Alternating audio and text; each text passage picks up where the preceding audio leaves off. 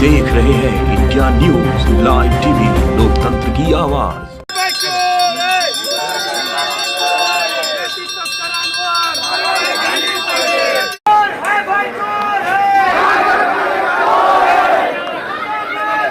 महाराष्ट्र विदर्भ के चंद्रपुर शहर में विधायक किशोर जोरगेवार, बीजेपी पार्टी के चंद्रपुर शहर कॉर्पोरेशन की महापौर राखी कंचलावार व जिलाध्यक्ष देवराव भोगड़े अपने कार्यकर्ता तथा पदाधिकारियों को लेकर एक दूसरे पर भ्रष्टाचार के आरोप करते दिखाई दिए और फिर जेल भरो आंदोलन करते शहर के गांधी चौक कॉर्पोरेशन के सामने नजर आए, जिसमें एक तरफ विधायक किशोर जोरगेवार ने कॉर्पोरेशन के महापौर तथा बीजेपी पर यह कहते हुए आरोप लगाए कि कोविड-19 महामारी में चंद्रपुर कॉर्पोरेशन की तरफ से एम्बुलेंस नहीं होने का हवाला देते हुए शहर निवासियों को कोरोना काल में मरने को छोड़ा गया, पर महापौर ने वीआईपी नंबर लेने को 70,000 रुपए का खर्च फालतू किया।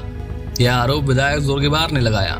तो दूसरी ओर बीजेपी के जिलाध्यक्ष देवराव भोगड़े ने जनता को चूना लगाकर 200 यूनिट फ्री देने का झांसा दिया।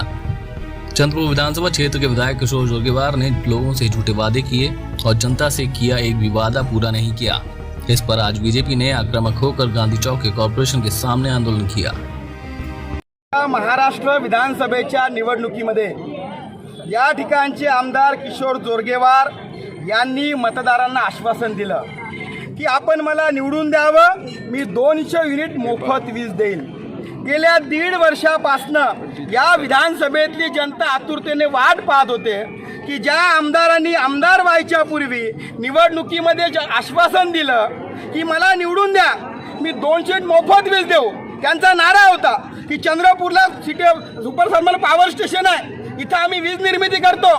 तर या विजेवर या जिल्ह्यातल्या जनतेचा अधिकार आहे।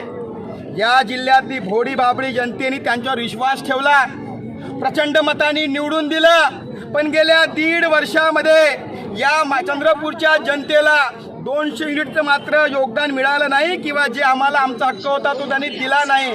आणि म्हणून आज भारतीय जनता पक्षाच्या माध्यमातून ज्या आमदारांनी जनतेशी खोटं बोलून जनतेचा विश्वासघात करत त्या ठिकाणी विजय प्राप्त केला, त्या आमदाराला जाब विचारण्याकरिता भारतीय जनता पक्षातर्फे आज या ठिकाणचं आंदोलन आहे।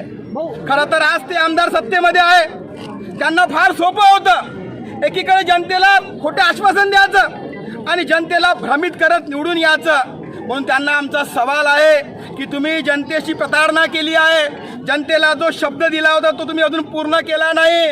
आज ती सुरुवात आहे, आम्ही त्यांना 15 दिवसाची वेळ देतो। आमदार महोदयांनी 15 दिवसामध्ये आपलं दिलेलं आश्वासन पूर्ण करावं। 200 युनिट मोफत वीज या जिल्ह्यातल्या जनतेला मिळावं आणि त्यांनी ती द्यावी।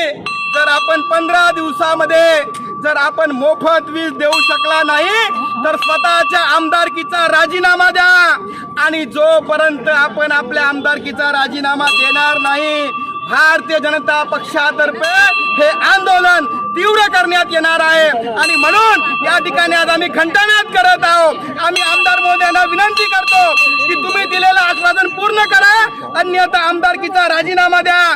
जर तुम्ही यापैकी कोणती गोष्ट 15 दिवसात करू शकले नाही तर भारतीय जनता पक्षातर्फे या संदर्भात तीव्र आंदोलन या विधानसभेत करण्यात येईल। ये महानगर पालिका के विरोध में चंद्रपुर के जनता का आक्रोश है। चंद्रपुर की जनता पूछना चाहती है, पहला एक का कोरोना का भ्रष्टाचार, दूसरा एक का अमृत योजना का भ्रष्टाचार, तीसरा एक का कचरे का भ्रष्टाचार, चौथा एक का आज़ाद गार्डन का घोटाला।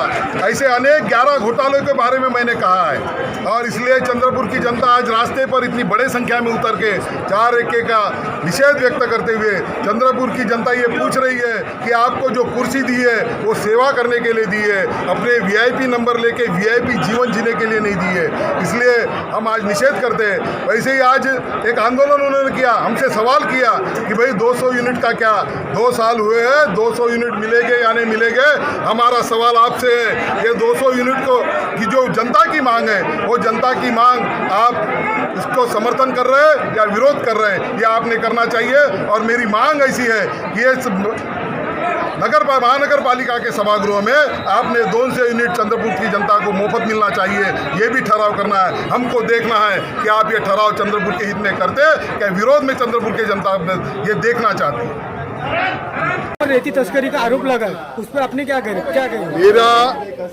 अगर उन्होंने ऐसा कहा है, मैंने कलेक्टर को तहसीलदार को खुद कहा है कि जो एक स्थानिक पत्र इसमें आया है कि भाई रेती की तस्करी का विषय है। रेती तस्करी तो छोड़ो, मैंने कभी मुट्ठी भर चावल भी कहीं से नहीं चुराया, भूखा रहा प्यासा रहा, लेकिन मैंने कभी किसके यहाँ पे चोरी नहीं की।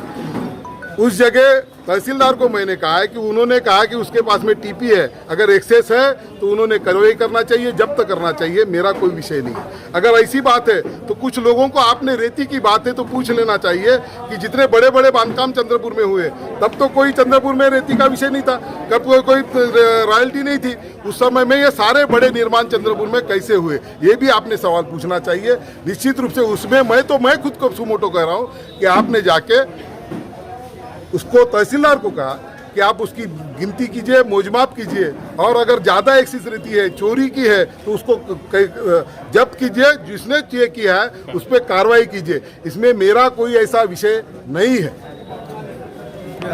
ठीक है। आम जनता से जुड़ी खबरों को देखने के लिए इंडिया न्यूज लाइव टीवी को सब्सक्राइब करें और नोटिफिकेशन के लिए बेल आइकॉन दबाएं।